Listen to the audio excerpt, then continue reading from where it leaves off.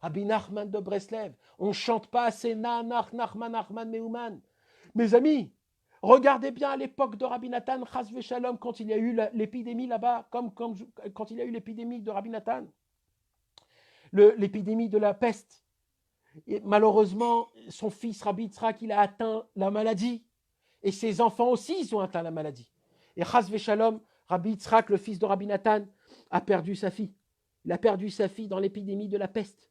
Et Rabbi Yitzhak, il envoie une lettre à son père, Rabbi Nathan, en lui disant, papa, voilà, toujours tu me disais toujours de me renforcer, tu me disais toujours d'être Bessimcha, et regarde ce qui s'est passé, ma fille est morte. Vous savez, qu'est-ce qu'il dit Rabbi Nathan dans Alim les Troufa, lettres 31, 32, 33, tout ça, c'est des lettres de cette époque. Il lui répond même pas. Il lui dit, on n'a rien dans ce monde. On n'a rien. Ce monde-ci, c'est juste un monde de passage. Qu'est-ce que tu fais? Qu'est-ce que tu fais quelque chose de spécial de ce monde-ci? Il n'y a rien. Ce monde, il ne vaut pas la peine de tellement lui donner une importance pour que tu puisses tomber dans la tristesse. Il lui dit, Rabbeinu, par contre, ta fille, elle est morte. Mais est-ce que toi, tu vas mourir? Ça dépend de toi. Comment?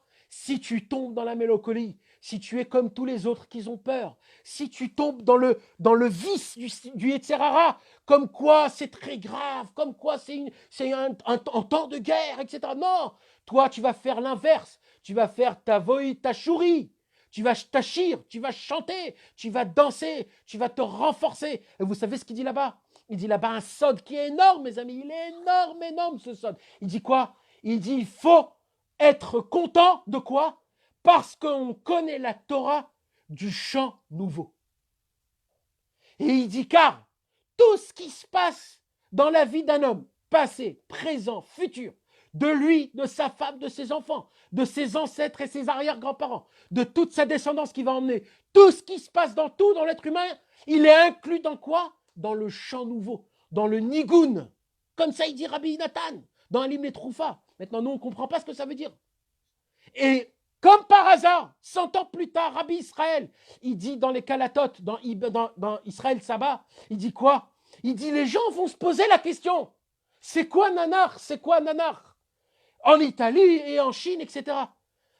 Mais mes amis, comment ça se fait qu'on reste assis là et on dort encore?